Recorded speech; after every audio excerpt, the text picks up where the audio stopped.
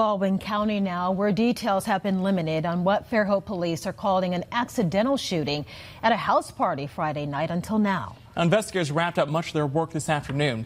They're now releasing some key details about what happened inside a Rock Creek home that night where a teen girl was shot in the neck. Our Hal Sherrick has been gathering the information for you. He's joining us now with the very latest. Hal, first, any arrests or charges in this?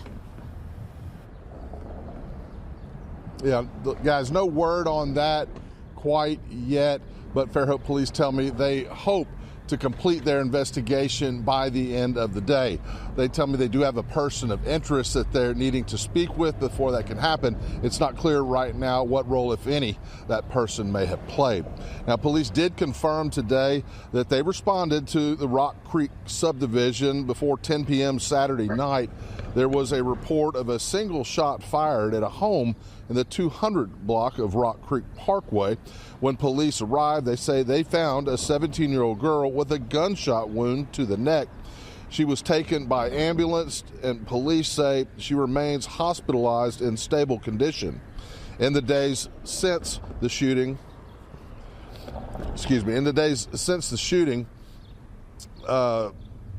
there had been much speculation on social media about the incident with alleged witness accounts. However, police haven't yet said if they believe the weapon was discharged accidentally.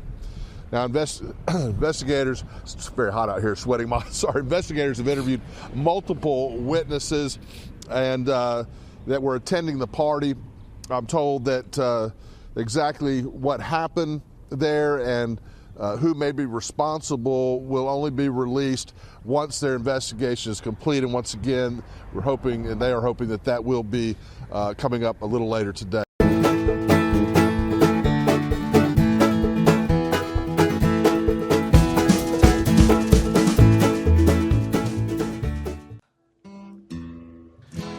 Find a seconder usually when I propose this, but I don't care. I don't need a seconder. My own opinion is enough for me, and I claim the right to have it defended against any consensus, any majority, anywhere, any place, any time. And anyone who disagrees with this can pick a number, get online, and kiss my ass. No representation is made that the quality of legal services to be performed are greater than the legal services provided by other lawyers. I'm Harry Steele. You found the Heart of Dixie podcast. Number 10, I'm an attorney at law in Daphne, Alabama, and we're joined today by co-host Brandon Mosley, reporter and content manager at the Alabama Gazette. How are things in Montgomery today, Brandon? Doing good, Harry. How are you? It's pretty good down here today. Nice weather and all. And so today we have a special guest, Congressional District 6 candidate, Cole Dixon, a Republican from Alabaster. How are you today, Mr. Dixon? Hello, guys. I'm doing pretty good. How about you? Well, like I said, it's a beautiful day in Baldwin County. There's worse places to be, man.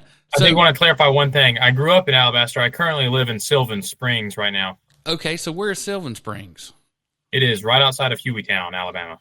All right, so you're kind of west of Alabaster, Hueytown. Am I wrong? I'm pretty good at Alabama geography. That's right. Kind of northwest. Northwest, okay. Are you still in District 6? Jefferson County's been redistricted like 3 times.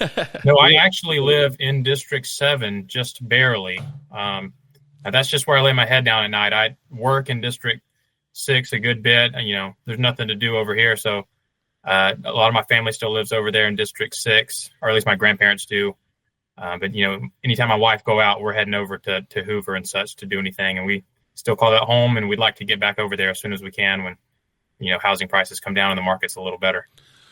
Well, I hate to ask the obvious question, but how old are you, young man? Matter of fact, I am old enough to run for Congress. Okay. I am 25 years old. Okay. And so did y'all have all these children? These 5 children, are they all yours? No, so on that, maybe it was confusing there. My wife and I, we have one daughter. She's 15 months old. I'm one of 5. I have 4 siblings. Okay. My wife and I, we have one daughter. This is the birthday party, right? Yeah, that's an older picture, yeah. Okay. It was a little confusing. Yeah, I'm trying to read it there. Or something. Yeah, okay. Yeah. So let's talk about your your opponent, it's Gary Palmer, and so how long's he been in there, Brandon? Oh, I want to say since 2014. And I covered that campaign, so it shows you how old I am. Yeah, that's true. So it says that that you'll honor your word. So did he say that he would only serve so many terms? Yep. Matter of fact, he did. He said he would serve 5 terms, said he would term limit himself. And then last year, whenever he ran in the 2024 election cycle, he said that he didn't feel like the job was finished and that he prayed about it and the Lord told him to run again, which the Lord speaks to people. I can't argue with that. But then this time, whenever he decided to run for a 7th term, this was his quote, was, "In case anyone is wondering, I'm running again." And so that's not the main reason I'm running against him, but I do think it's important to keep people accountable and to highlight that he did originally pledge 5 terms. Okay, so God tells you to run for a 6th term, you've got to do it. Why would he told me to run the other 5 times? He was right about that. So why not listen to him the 6th, right, Brandon? So ethics reform, I just can't wait to hear what you have to say about federal ethics reform because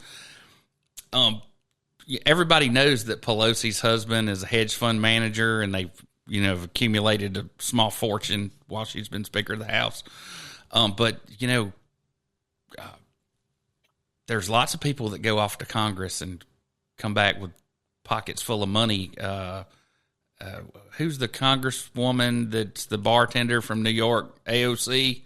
I think she had 72 cents in her checking account when she took office, and now she's written 7 books, and she's writing a book about her damn cat, and she's writing just any way they can shove money in these people's pockets to keep them on their side.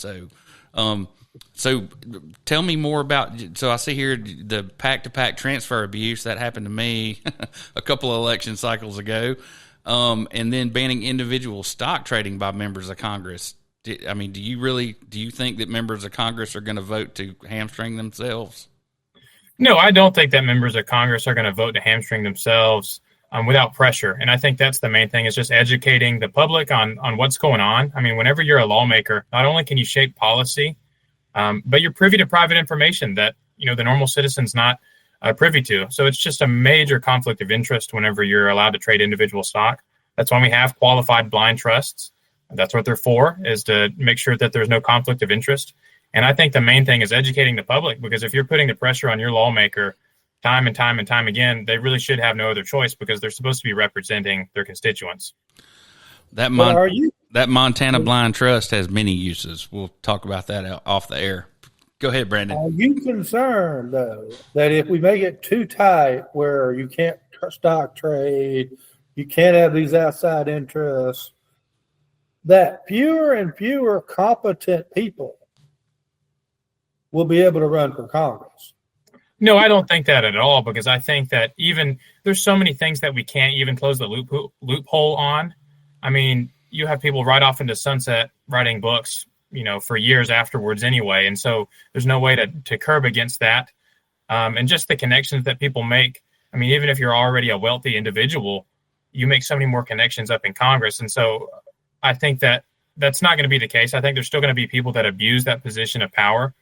But I think that this is just a step in the right direction to making sure that we avoid that. But specifically to your question about less and less competent people, I almost feel like that's saying that the average American is an incompetent person. And, there could be, I think, a more diverse Congress if we were to do this, because I think that the average American should be able to have the opportunity to lead if they so wanted to. And I don't think that they should.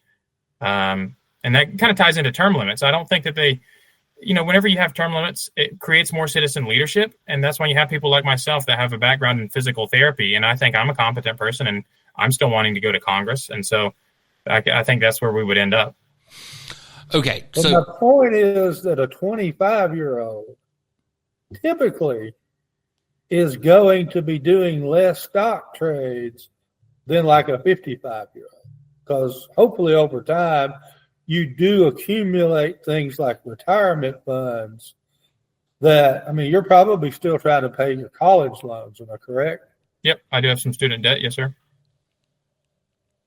So your question, sorry? Well, I'm just saying that, it is a little bit limiting. It was just my point following up my original question that, as a 25-year-old, the idea that we can't trade stocks if we're in Congress makes sense because you're probably not doing a lot of that anyway. Sure. But, older ones of us, sure, that gets to be a lot more common. Right. No, I get what you mean. And I think we have to remember that serving in Congress is supposed to be a sacrifice. It's not supposed to be, how can I get rich quick? It's not meant to be the easiest thing in the world to do. And that's why you're not supposed to be there for decades on end, because it's supposed to be a sacrifice to the country. You go, you do a job, you go back home. And I think in the meantime, we could argue about, the details. If you already are holding stock, maybe your stock is frozen, or there's multiple ways to skin a cat, but I think ultimately that if you're there for a short time, if you move that money into mutual funds, qualified blind trust, things like that, you're still able to secure a retirement without any conflicts of interest arising from that. Okay, so we're going to flash through the next one. Secure the future by doing away with what do we have, a $7 trillion the big beautiful bill is going to result in another $3 trillion or something like that. It doesn't seem like anybody's really awake at the switch. Seeing as we have, the House, the Senate, and the presidency, it seems like we'd be able to get the debt under control. And we just had Doge come in and say they found $600 billion that we're just shifting those savings over to the Pentagon or whomever. So healthcare freedom access. I want you to tell me about that. So with my background in healthcare, some things that I've seen that I feel like we could do a better job in is, so right now with telemedicine, there's a law, and this is in Alabama specifically, but after 4 telemedicine visits, if an individual is not seen resolve, then they have to be seen by their doctor in person within a reasonable amount of time, which usually is a year. So I work in home healthcare. And so from what I see, is that these patients, they're on home health care because they can't get out. They don't have either transportation or they're just not able to walk or whatever it may be. And so since their doctor won't see them after so many telemedicine visits, they go unseen, their prescriptions go unfilled, and it pushes them over the edge to where they end up having to call an ambulance and they go to the hospital, and that strains taxpayer-funded programs, whether it's Medicaid, Medicare, because they have this large hospital stay. And so I think if we could have more healthcare freedom as far as maybe some tax incentives for more providers to provide in-home patient care, because there are some programs. UAB house calls is one that I'm familiar with, but they're just limited in physicians that are able to assist in this program.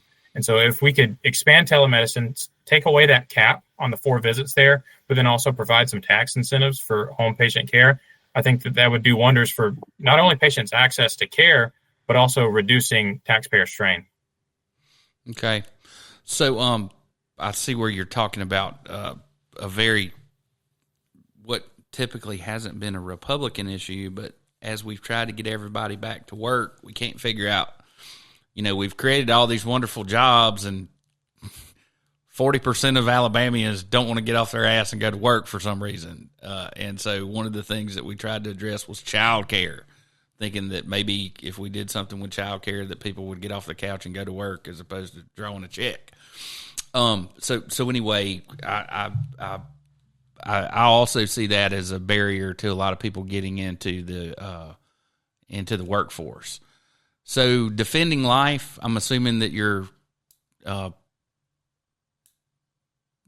pro-life, like most Republicans. 100%. And I think that, we definitely made the step in the right decision with overturning Roe v. Wade, but I think it goes beyond that. I think that if you truly are an advocate for babies in the womb and that life that's been created, I think that we have to acknowledge that allowing this to continue to go on, it's not a state's issue. It really is a federal issue, and it's a violation of civil liberties.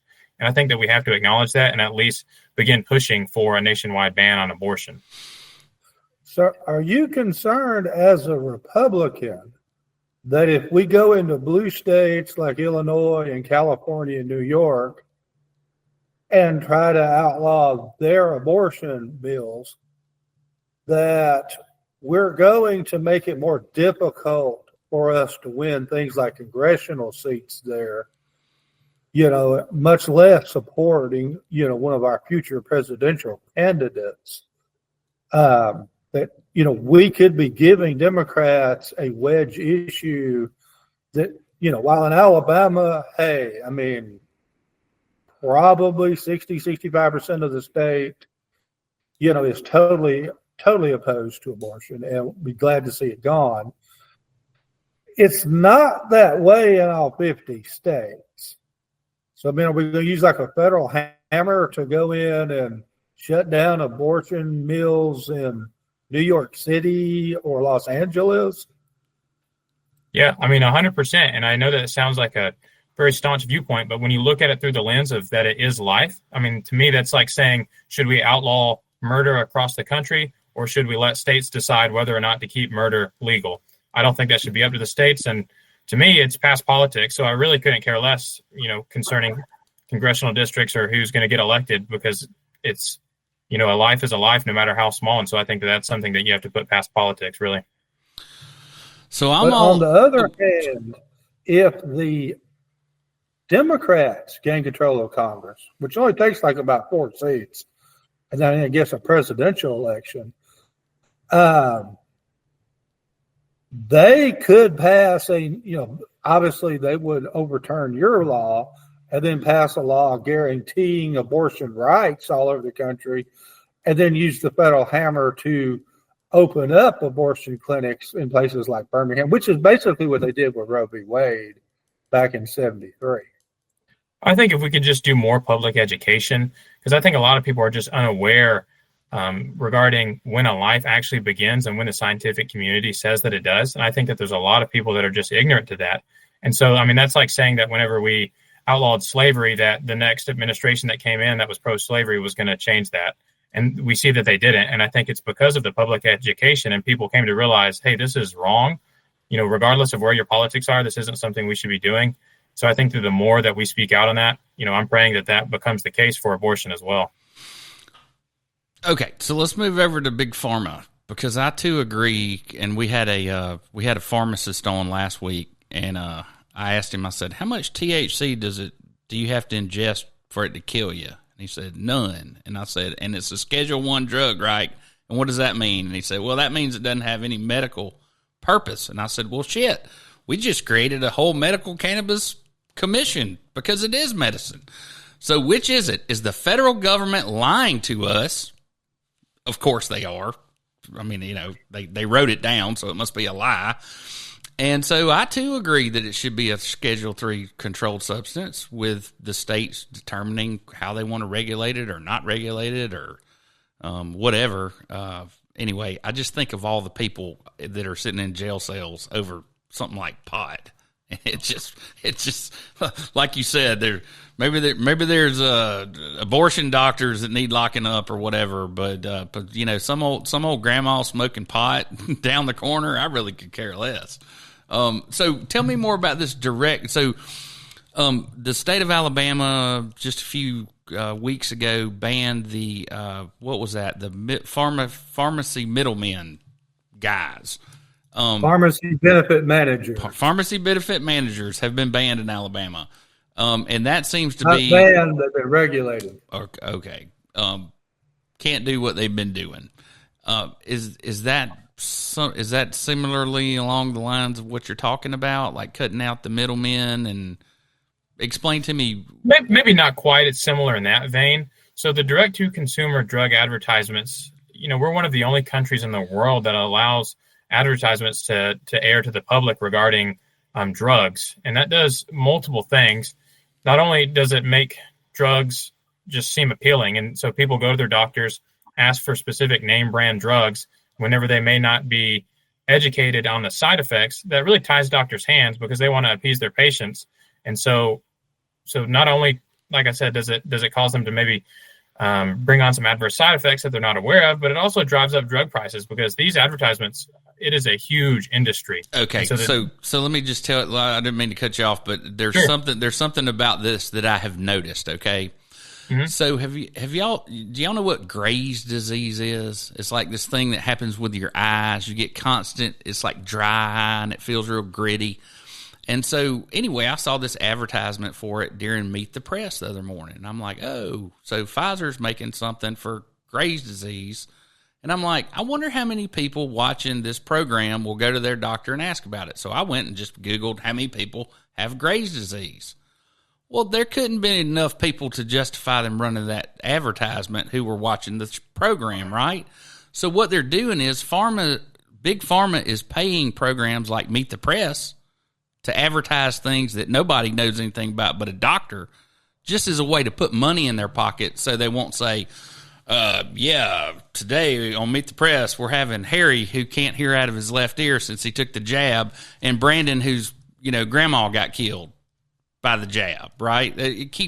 It's a way for them to put money in the pockets of people in the news industry to keep them muzzled, is how I look at it. The thing that I noticed that really, I knew about this already, but to put it in perspective, one time I got a flu shot several years ago. I had to for school, and I went and got the flu shot, and they handed me a gift card. And I was like, well, what is this for? And they said, oh, you get $10 if you get the flu shot.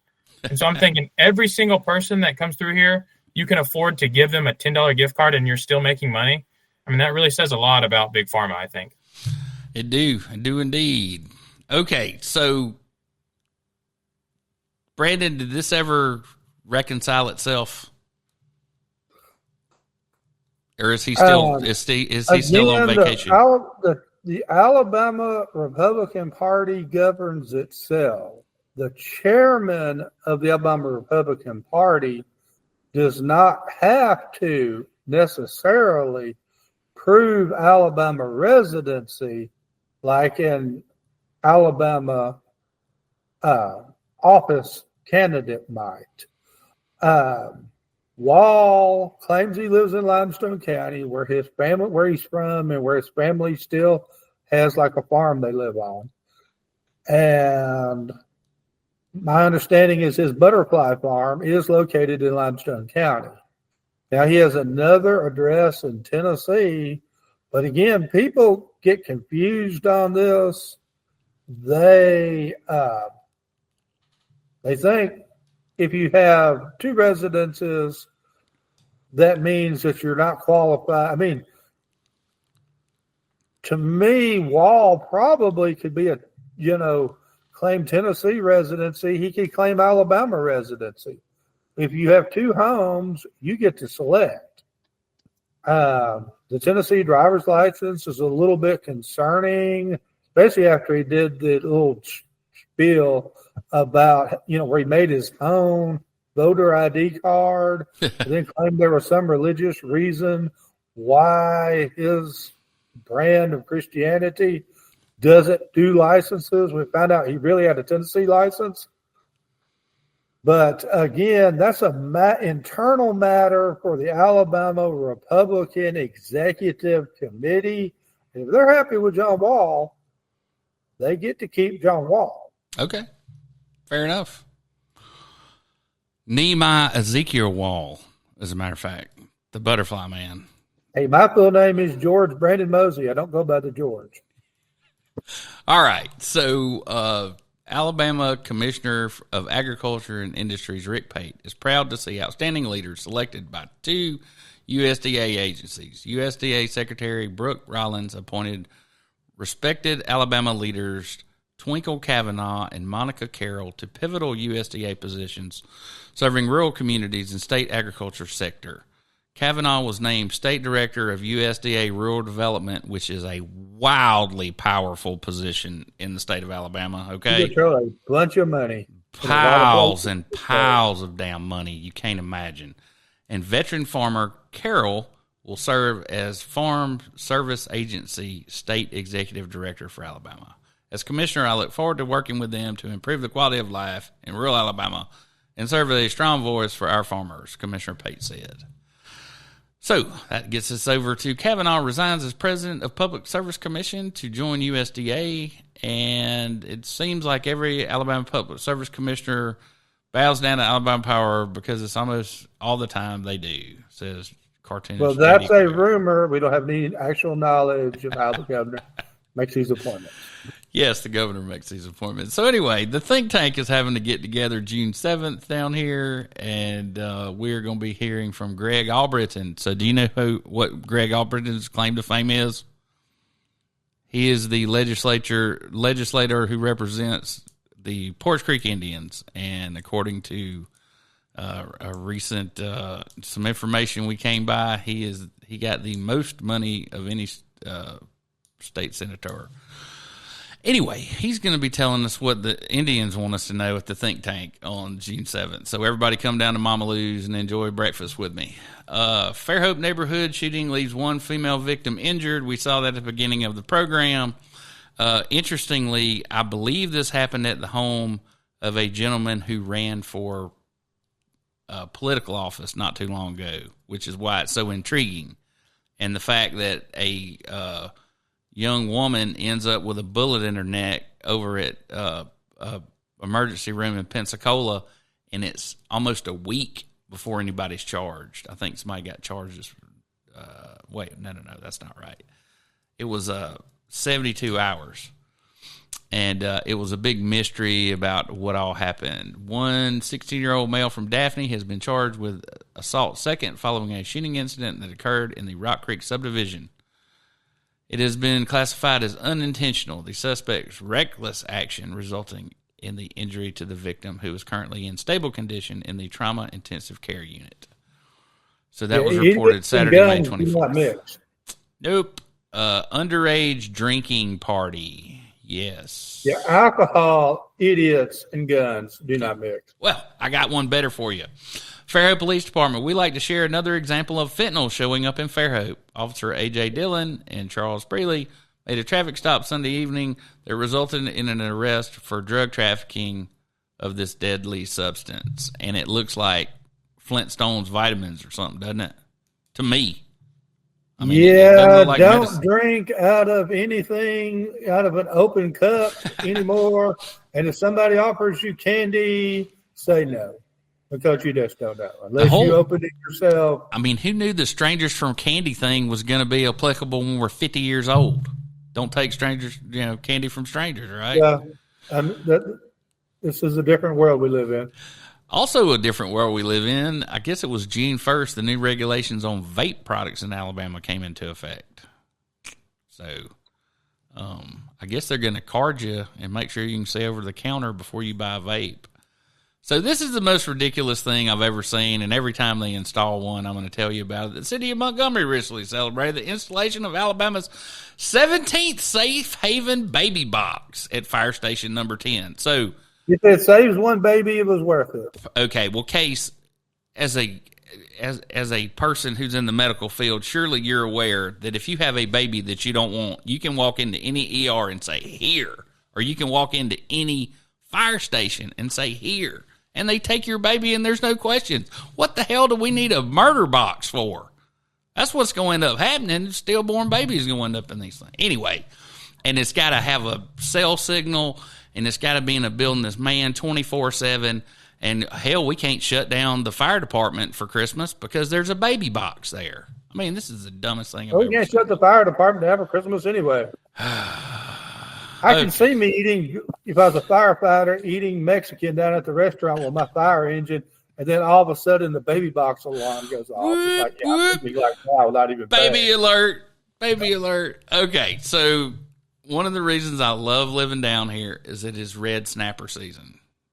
All right, and apparently we have more red snapper. So I went diving after the BP oil spill. It was like a year we couldn't fish. And I went diving before they opened the season, and it was like mosquitoes. There's so many red snapper down there. You can't see another fish. You're going, shoot, red snapper. I want to see something else. Oh, no, they're just all over you like mosquitoes. So I'm not surprised that we have more snapper than we knew we had, and the season might last all summer. They would never let us do it for commercial reasons, and people would lose their livelihoods. I'm kind of thinking if we had like a Jubilee year, like 1 out of 7 years, we just didn't fish for anything down there. Perfect. Populations would soar. I promise you, I'd give up fishing for a year. I'd go brim fishing or whatever I had to do just to keep the bug down. But yeah, I'd give up snapper fishing for a year if it meant we could catch all we wanted the next year. That'd be a lot of fun, because there's nothing worse than going out there and, you know, we gotta so we can, you know, it's 2 fish per person, and thank God we got a first mate and a captain on here, so we can at least have enough to fill us all up with fish when we get home and cook it all, right? Okay, so I thought this was pretty cool. This is a photo south of Venice, Louisiana, that shows where the water out of the Mississippi actually meets the Gulf of Mexico. You see that tide line? And the same thing around here. You just typically don't see that kind of dramatic shift in the water clarity. So this is another funny.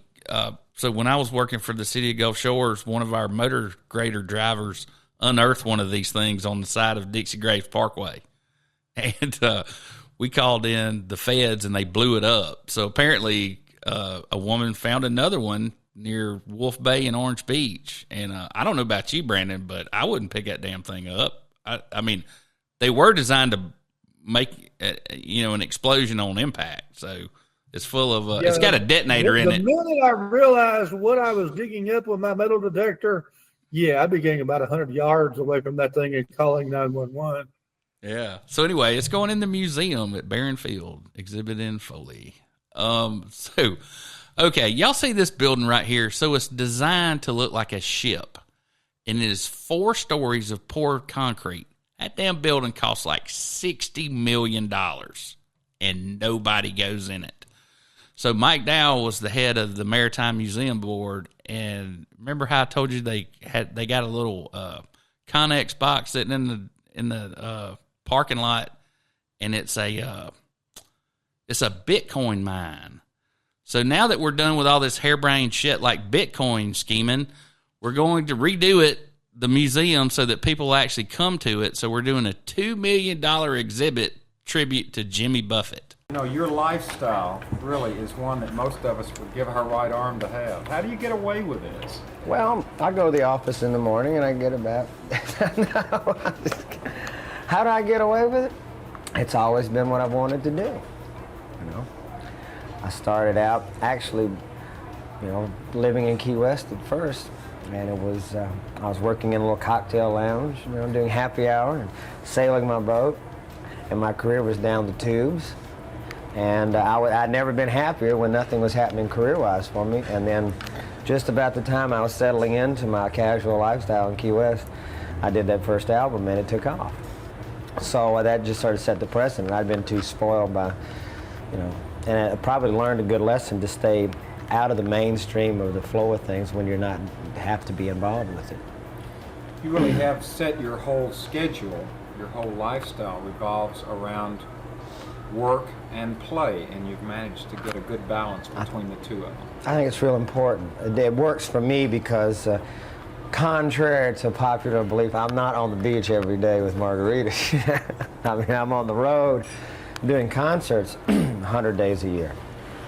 But when I'm out there doing that, I mean, it takes quite a bit of effort. When we do our full band and our full entourage, I've got 27 people that work for me, an airplane, 2 buses, semi, so it's a full-on, it's like the circus. That's what I think of it as. Circus comes to town. Circus comes to town. But when it's over, I totally disassociate with it. I go away. I won't answer the phone. I don't pick a guitar up until the next tour. I shouldn't say that, but it's true. You mean you don't sit around on the beach and think up great songs and write great songs? Occasionally. Actually, I get most ideas from traveling. And I don't try to write songs per se at the time. I keep a book of good expressions. Things written on bathroom walls or things people happen to say, but I always write them down, and then when I do go away and it's time to get serious about writing, I just open the book up, and there's a brief little reminder of, there might be some other things that'll stir in my memory, but that's basically how I do it. You represent to so many of us that the dream of Margaritaville, that whole idea, just kind of that tropical, easygoing kind of a life. What kind of comments do you get from people on the street, from people who? Oh, they wish they were there.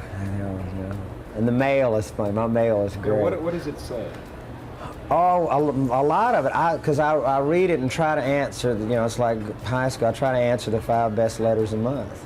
I've met some interesting people that way, and it's everything from, you know, you saved my life, or you helped me through my divorce, or I was at sea and the boat was sinking, and thanks for the tape. It's great mail, and I love to read it. You know, everybody. I think what Margaritaville was to me is it was a combination of some places when I wrote the song, and it's basic, pure escapism from the humdrum and the dull routine of normal day life. Everybody wants to go where it's warm, and everybody, you know, I think their image of a vacation is sitting by the beach with whatever your cold drink is you want there.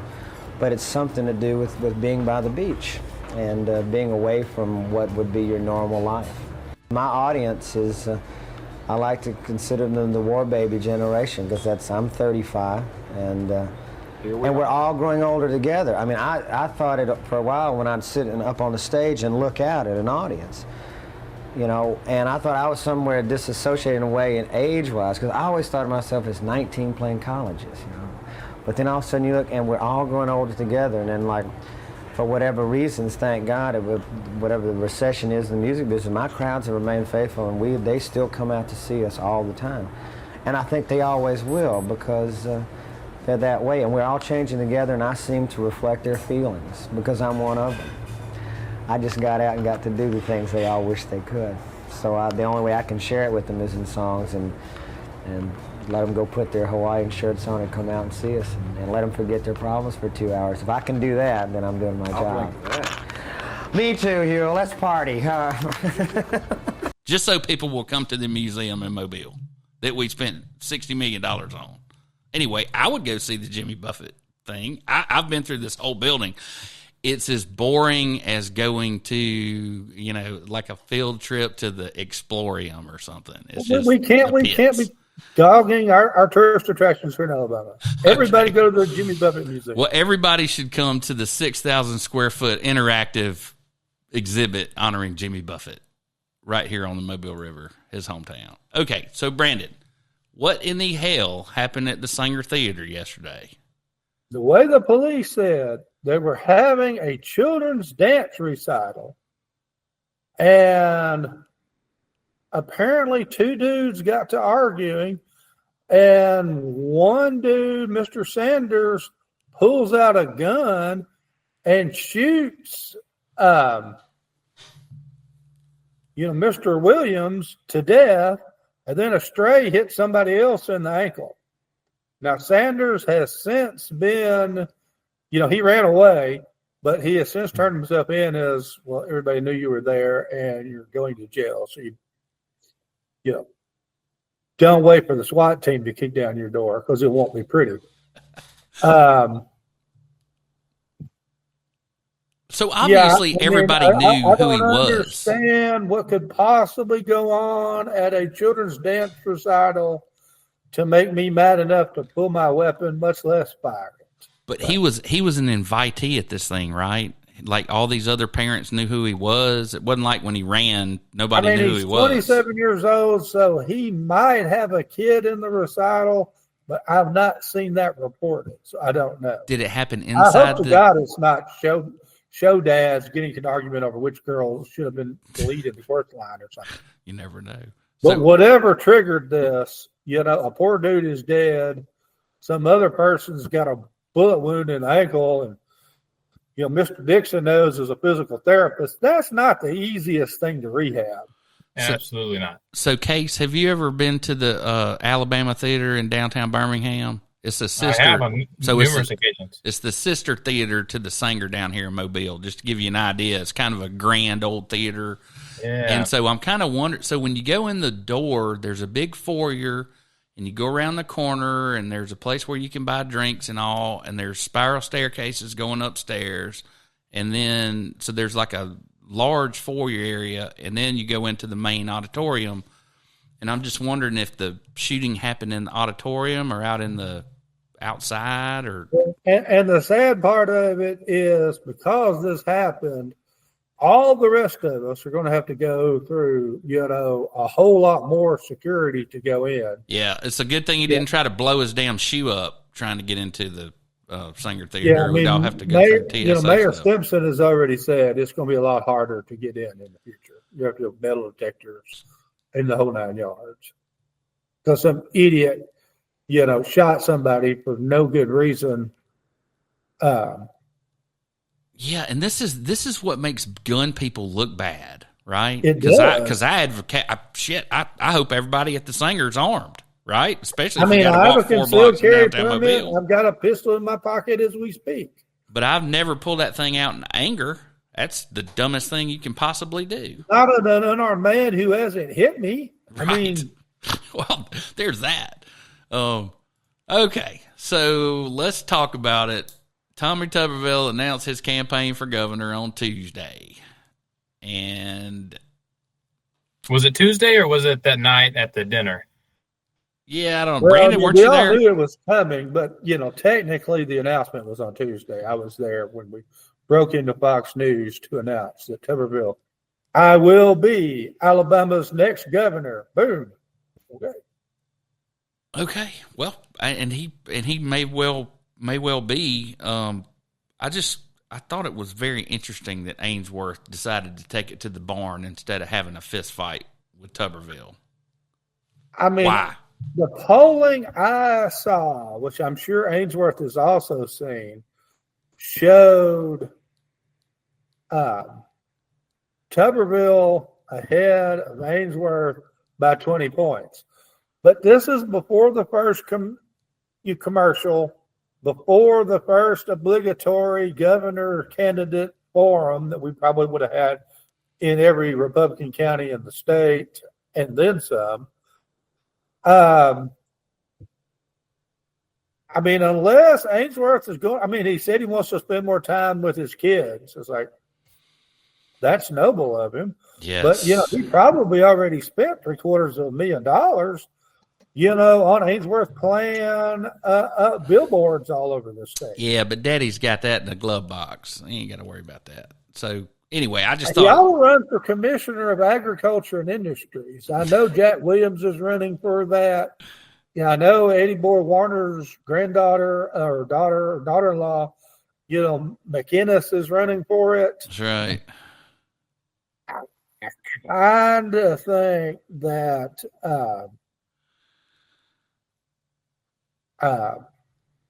if Ainsworth gets in that and throws in a quarter of the money he would have spent running for governor, he can take that. Okay. Well, I just don't think he wants to be agriculture commissioner, but that's just me. He's got cows and crops, so he can do the farmer talk. Okay. Well, let's keep talking about people with money, because that was very interesting that you brought up, Ms. McKenna. So anyway, this is just, another slap at Tubberville. No Medicaid expansion. Yeah. You don't need no Well, that's AL.com. I got nothing to do with that. That's a different, wholly different media outlet. Education. Okay. So anyway, Mike McMillan, slapping Mike, is running for mayor again. You'll remember his criminal case where he allegedly slapped the nice young lady who always helped me. She was a magistrate in their municipal court.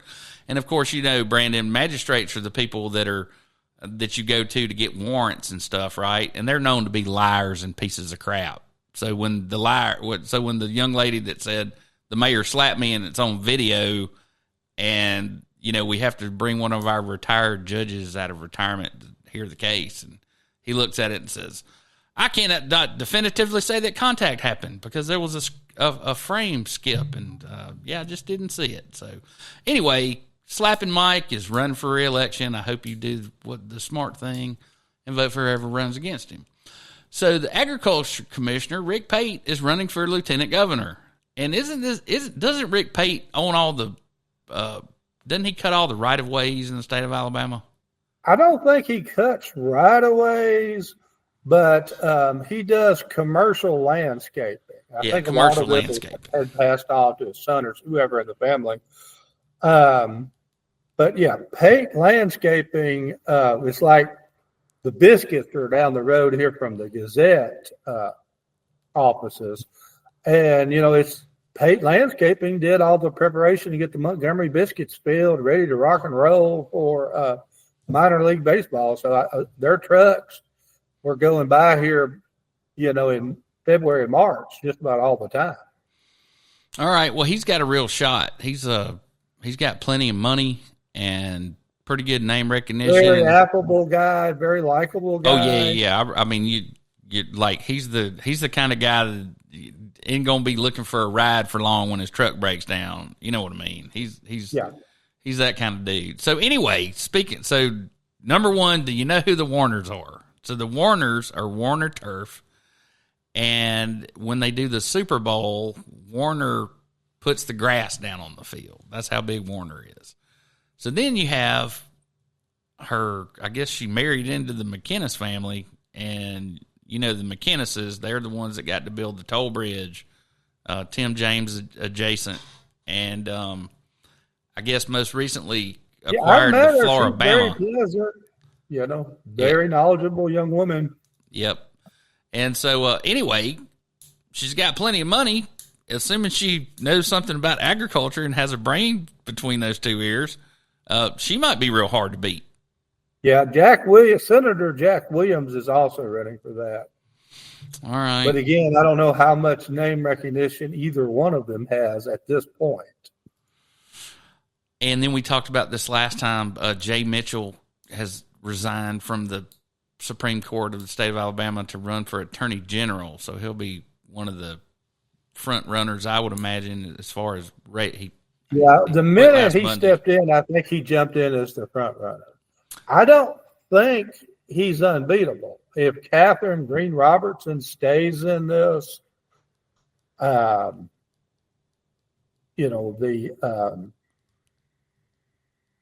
district attorney in Blount County is that Pamela Casey. Hot for teacher. Yep.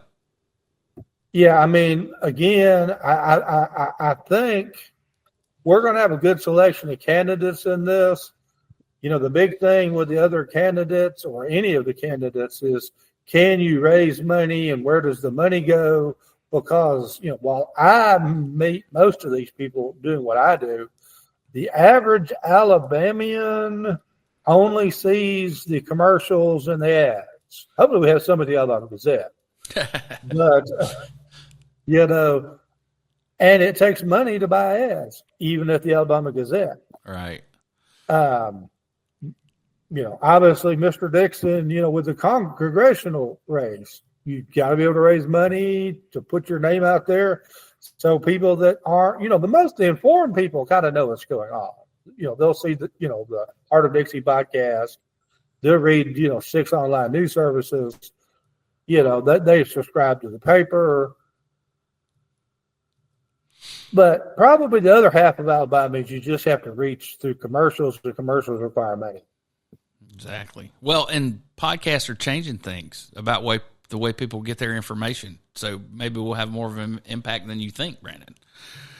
We hope so. So my name is Ashley Dunham, and I'm running for Alabama Supreme Court. I'm a wife. I'm a mother. I'm a court referee. I'm a family law attorney, and I've spent my entire career standing up for Alabama families. Now I'm standing up again because our Supreme Court gets it wrong so often for our Alabama families. When Justice Greg Shaw concurred with Justice Mitchell's opinion banning IVF in Alabama, I took it personally because this isn't a theory or a talking point to me. It's my life.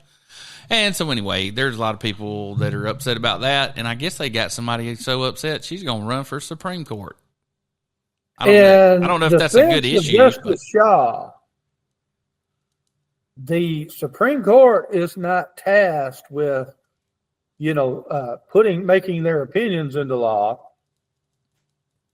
It's on interpreting Alabama law.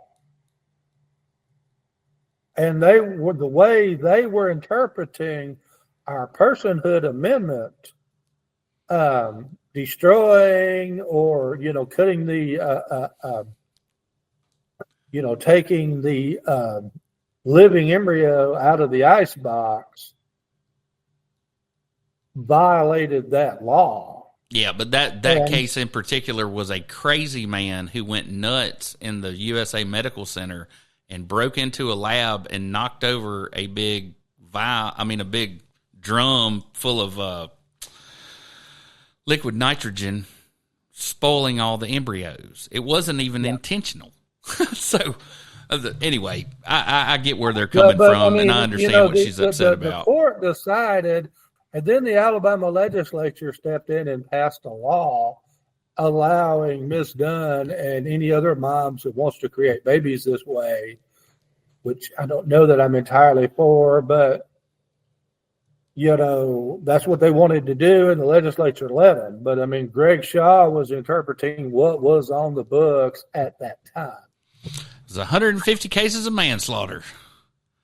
Hey, you didn't hire this guy to run your campaign, did you? I did not. Okay, good, because he's not available. He's in jail. So it's the 50th anniversary of the Floribama this past weekend, and they had $5 bushwhackers. Y'all missed it. It was a lot of fun. And it was also what? Yeah, you can only drink one bushwhacker, man. That's the whole point. It's like a big ice cream cone. So anyway, shrimp lovers across Alabama have something to look forward to as the state's annual shrimp season opens June 1st. And of course, it's already open. I'm a big shrimp lover, and so I like to go down and see if I can beat them out of some at the dock, as opposed to having to go to the grocery store and buy some. So, Brandon, are you familiar with the University of South Alabama and the fact they have a fisheries ecology laboratory down here? Yes, I'm aware of that. Yeah, well, anyway. I'm not smart enough to go to that and get the degree, but. Well, that's going to be our outro. So, I just wanted to take a minute and talk to Mr. Dixon a little bit. Going forward, so I worked for the city of Alabaster for like 7 years. I'm very familiar with your area and the people that live there, and I think I have a pretty good pulse on their politics. You're definitely in the right lane running in that district. I'm wondering if you have any innovative ways that you plan to raise money. Are you going to, how exactly are you going to get your name out there and beat such a stalwart of the Republican Party? Well, I mean, number one, I think that the message is strong. And so obviously the hurdle is getting the message out there, but I think that it spreads. I think the more people that hear the message doing podcasts like you guys have here, I think that it's going to resonate with people. But number two, obviously, I'm reaching out to anyone and everyone that I know that has had any part of my life at some point and trying to garner donations. And then we're going to start pushing some advertisements here soon. We've got a video we're going to shoot here next week and then start pushing that out on social media and such. And really just rely on social media heavy at first, some things that Palmer may not necessarily be doing. Trying to, any way we can just to get it out. Speaking anywhere anyone will let me. Just don't use TikTok. That's a faux pas for the Republicans, I'm afraid. Yeah. All right. Well, we certainly appreciate your time, and hopefully we'll be talking to you at your victory party. If there's anything that we can do to help you out, let us know. Brandon knows a lot of people up your way. We do not make endorsements. We don't make endorsements, but we sure do wish you luck. Sure. Well, I appreciate it. And for anyone listening, I know we didn't necessarily plug the website, but go to www.dixonforuscongress.com to learn more and maybe chip in a donation there if you feel like this message resonates with you. All right. Well, we're ready for our outro. Everybody have a good week.